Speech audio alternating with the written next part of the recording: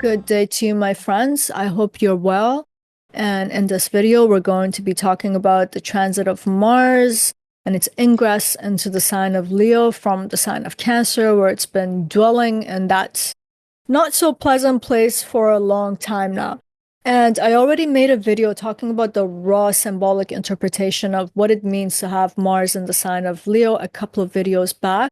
So if you want to get more into the depth of what this placement is, what it signifies, it's explained in that video. And like all signs, all houses, I always talk about particular hardships and life lessons that comes from certain placements, all placements. And that's because we have to live and learn how to harness and utilize the full potential of these placements. Even when they come with particular kind of hardships, they're making certain things possible. So we have to understand what that is.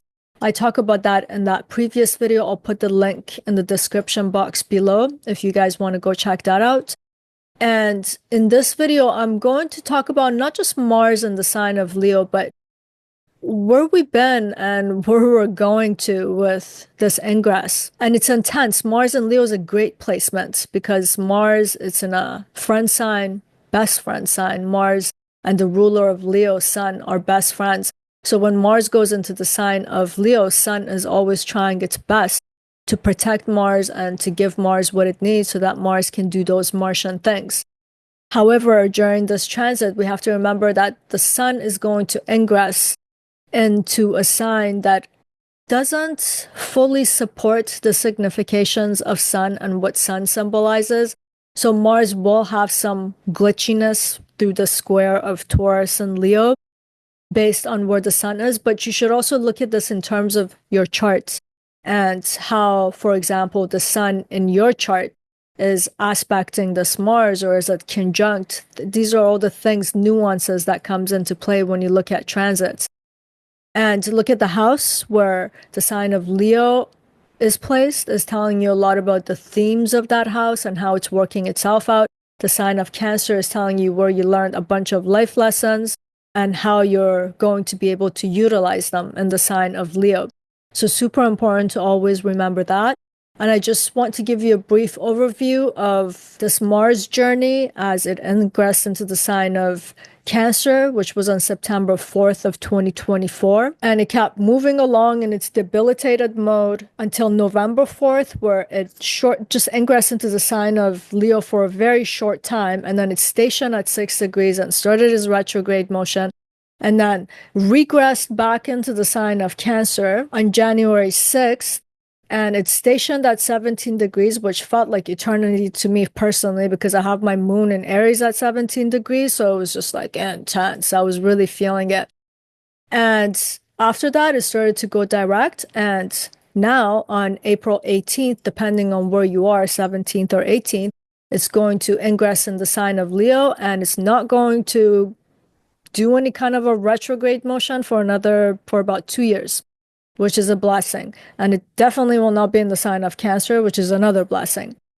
But I do want to talk about what we can extract from where we've been relative to where we're going in the sign of Leo. And just as a short housekeeping, please remember to like, subscribe, and comment. You know I love your comments, so please do leave your comments.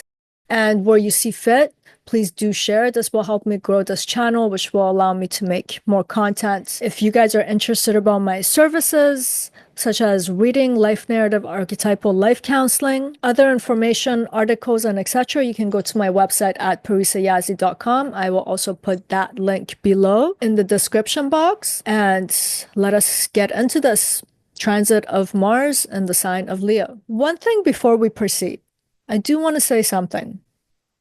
I remember when I started astrology, one of the reasons why I contact my teacher is because I was just surfing through channels and just listening to what people were saying. And I was starting to get an impression that astrology means something's going to happen to you. And I didn't like that feeling because it was very anxiety producing. You go to every channel and it's like this fireworks supposed to happen, apocalypse is supposed to happen. This is not good for the psyche. And I remember when I started my classes with Vic, one of the first things he was trying to explain to me is that understand the origin of astrology and where it comes from, which was about reading time. It was about reading the cosmic time in terms of this is how the ancients did it. This is a good time to do A and B. And when you have such a planet here, maybe certain things we need to be cautious about because it's time for this and not time for that. And I thought about that for a very long time. And it's a very significant thing to keep in mind. We shouldn't necessarily interpret these placements and these transits in terms of what is happening to us, but rather that this time now, when Mars ingress into the sign of Leo, certain things are being supported. It's as if now we have the choice where we have an application for our will to do certain things, and if you understand the nakshatras or you've been studying them, this is also the beauty of the nakshatras, because, for example, when Mars makes that ingress, we have to always look at the nakshatras from the sidereal degrees because it's talking about the stars, the moon relative to the stars. But it's going to be in the nakshatra of Pushya. So understanding what Pushya means and how Mars functions there, or how Mars in that tropical perspective, moving into the sign of Leo, it's saying that certain other things are going to be blessed. So it's important to understand this. I just want to say this because I really don't want to add to the noise of anxiety and anticipation that such videos can cause. That's why I'm always emphasizing life lessons and how we can use these transits and our charts for greater self-knowledge, for example. So just wanted to frame that for a quick second and bring that forth. And with that said, I want to backtrack to the sign of Cancer where Mars was for the past few months. There are certain lessons that we can extract. If we actually take a moment, sit down and reflect, we might see that, hey, nothing really big happened in my life externally, but when I'm looking at myself internally, a lot has happened. I can definitely say that about myself. I came to understand a lot of things about my own internal wiring and some false ways of conceptualizing when and where I am permitted to act. I came to realize how many things I use as a band-aid and a crutch to be able to exert my will. I was not understanding some internal wirings that have come into place and have taken shape that are informing how I can be within myself and how I can take this interiority, the sign of Cancer, and be able to express it externally. For instance, I've come to see that these contingencies that I've built subconsciously say to me, look, Parisa, when life condition is like this, you are permitted to act. You feel determined. You feel motivated. But as soon as this life condition nudges a little bit, what you do is that you put yourself in a state of hibernation. You become inactive. So in these months, I constantly watch that happen over and over and over again. And I had to ask myself, well, why do I put myself in the state of hibernation? Why do I become disengaged and deactivated suddenly? Came to realize that it's a state of self-preservation because I am feeling insecure about certain things. And one thing that this transit has helped me to do is to understand that I don't actually have to depend on these external contingencies and dependencies to act. That the action is actually independent of these constructed ways where there has to be this weird connection between things. So by constantly feeling disarmed in a lot of situations in life in the past few months, I've come to find an inner determination and motivation. The sign of Cancer represents our internal self. Mars represents our drive, determination, motivation, and the will to act. So I was able to see how these things had merged together in a very faulty way and how I can actually disentangle them and hold the hardship and hold the action as something separate and to still be able to act even though this hindrance, the scarcity is still there. They are not contingent. In fact, I should be acting to better this situation. So this was one of the blessings of Mars and the sign of Cancer. It was showing us by creating these modalities within us It was showing us where we have these weird connective internal wirings, where we have external dependencies to regulate our internal self, where we are actually in control, and where we use certain things as a band-aid to have the illusion of control. And you know, this entire time when Mars was in the sign of Cancer, it was trining Saturn in the sign of Pisces. So this internal landscape, the internal sense of our beingness and the restrictions that were being imposed on it were very much there. And the question now, when Mars is going to ingress into the sign of Leo, where we are now permitted to act, because that is the time now to act and to externalize the internal self, it's like, what lessons have we drawn? How are we going to act? At the same time, when Mars ingresses into the sign of Leo, where we are permitted to act, we are also permitted to speak, which is Mercury's ingress into the sign of Aries, where Mars is the ruler of Aries. So Mars is going to be supporting Mercury in the way that our intellect, our thinking, our speech, and how we create these new nexus of or points of connection through our speech. It's all intermingled and connected. It was intermingling and connecting itself to the sign of Pisces. And we know what happened in the sign of Pisces, for crying out loud. We had Venus there, we had Mercury there, we had Saturn, Neptune, North Node, we had Sun conjunct Saturn. So it was showing us a lot in terms of what our internal system was like. And now that we have realized that, we are getting the license to externalize that interiority. And that's why it's worth taking a moment to reflect on what were these things that were shown to us, that were brought into the forefront, so that now we know how to speak. Neptune's also in the sign of Aries. How do we now dream this new dream, which requires actions because it is in the sign of Aries? And pretty soon, Venus is going to ingress into the sign of Aries. And shortly thereafter, by end of May, we have even Saturn coming into the sign of Aries. So this Mars is the onset of now being able to externalize that internal processing. And hopefully we understand what that was, what was being taught. It's like 7 months of debilitation and a retrograde. It's saying something. And I mean, if in 9 months, a baby's born in 7 months, we could learn something very fundamental about ourselves and how we operate. And Mars was very much bringing that to the forefront. And another thing to remember, shortly in the summertime, shortly thereafter this ingress, in less than a couple of months, Jupiter is going to come into the sign of Cancer, right? One of the things that Mars did in the sign of Cancer, look, Mars wants to move forwards and outwards. It has an externalizing effect or intent or motion.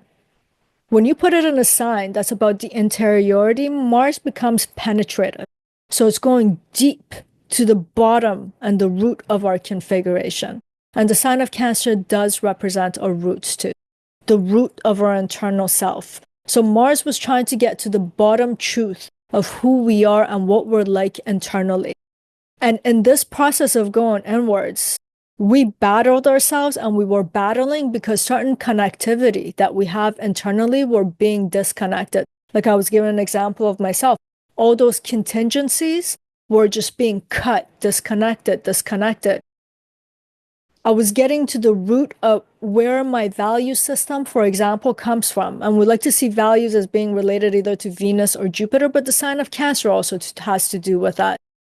The things that we truly value, that are of value to us, are related to what is required for us to survive. So wanting a sense of security, wanting a sense of stability, the deep desires that we have within, which the sign of Cancer represents, the basic fundamental needs that we have, Mars was penetrating within to show us what those things are. And along the way, it was just cutting and severing all the unnecessary things. So all that we are left with now is the core necessities of what is required for us to survive. Hopefully we have this understanding. And when Jupiter comes into the sign of Cancer, where it's exalted, if we have this understanding, then we can grow and cultivate and nourish what is actually fundamental to our lives, rather than all these band-aids, crutches, contingencies, weird dependencies, and all these factors. Hopefully, we have gotten to the bottom of it and we understand it. And when Jupiter comes, we can allow Jupiter, because it's time for that kind of a growth, to grow something beautiful and comprehensive from within. But before we get there, we still have to face a few other things like Mars opposition to Pluto. We still need to figure out how to be in that state of nobility and dignity of the self relative to the collective, for example, to where our place is individually within society. Sun is also going to be squaring Mars in the sign of Taurus, where Taurus represents the things that are valuable to us. So we still have some ways to go, but we're arriving to that moment. And I'm still bringing up Cancer, and my whole setup is now, okay, sorry, everything just like went sideways. I had to readjust. So yeah, I'm keep talking about Cancer right now because I want us to understand that there's a progression happening when we get to the sign of Leo, where we get the full license to act. We have to have that consciousness to understand what we're acting for, what we are fighting for. Mars in Leo as an individual planet is very much related to, in the sign of Leo, to protect something. Is like the commander in the kingdom of the king. And that's what this commander warrior is going to do. So what are those worthy fights that trine to the sign of Aries? What are those worthy dreams? What are the worthy words, dignified words that can come out of our mouth? Because Mercury in the sign of Aries can have a very sharp tongue, and it's anything but dignified or noble. But this trine is saying that we're trying to move that way. So these are things to keep in mind and to consider. And considering Mars in the sign of Leo, now it's time to turn our actions outwards, to act externally, to be seen for it, to be able to go after the things that we desire. And, when it was in the sign of Cancer, there was just like this feeling of internal entrapment, which could have caused anger, anxiety, even feelings of resentment, suppression, repression, because there was no outlet for using things as a band-aid or to be able to externalize ourselves or to have our desires met. So now we're in full motion, but I do want to pull your attention to the fact that, and I talk about this in the last video with Mars in the sign of Leo, this is an intense placement. So, and coming out of this debilitation of Mars and having been retrograde and having felt so much, we kind of feel traumatized in some ways. So when you come from that place and suddenly you get a full license to act, we can overdo it. And we have to show restraint still in some ways. These are good things to keep in mind as we go through the transits. I'll keep connecting these different planets and different dots together so that we get a better grasp of this. And as I was saying, I'm not going to get to the full meaning of Mars in Leo because I talked about it extensively, and I'm going to make another video talking about Mars opposing Pluto and then Mars squaring the Sun in the sign of Taurus, Mars trining Mercury and Neptune. So we still have a lot to talk about Mars being in the sign of Leo, but I just wanted this to be the precursor because we're talking about that 0 degree, the critical degrees. So it's going from that water sign to fire signs, which is that anaretic degree or the Gandanta point. It's a huge shift going from a water sign to a fire sign. If you want to talk about elements that, at least on the surface, seem contradictory, these are the two elements. And the 29 degree and the 0 degree of the next sign is talking about entanglements, knots that are so deeply tied together that it's hard to undo them. But that's our job, to undo these knots. And I think part of this knot, considering just the pure meaning of this ingress, is how do we now take everything that we learned, basic core of what we got to see about the things that we actually need, absolute necessities of life, or core internal wiring. Now that we know all of these, how do we align our actions, Mars, into the sign of Leo, which wants to externalize them? So it's in alignment with our internal configuration. This is super important. And Mars is a fire sign, the sign of Leo is a fire sign. So it's talking about that dharmic aspect of this combination, which is to act with moral integrity, being upright, to know what one is made of so that one's action corresponds to this what of the self. This is very important. But how do we do that if we don't understand what our internal landscape is? And Mars was trying pretty damn hard for the past 7 months to show us that through a lot of restrictions, restraints, ways that we couldn't act because we have arrived to a time where those old wirings and patterns no longer have an application in our lives. So it was trying to show us where these miswirings were. Hopefully we understand, and now with the license to act, we will act the right way and proceed. And hopefully by the time Jupiter comes into the sign of Cancer, it's growing and augmenting what is good to sustain us for decades to come. So I'm going to end the video here, and I will be talking about the next alignment of week 3 in the month of April. And as I said, I will be connecting all of the planets so that we understand the full narrative of it. I hope you are having a beautiful day or night. Sending you much love. Till next time.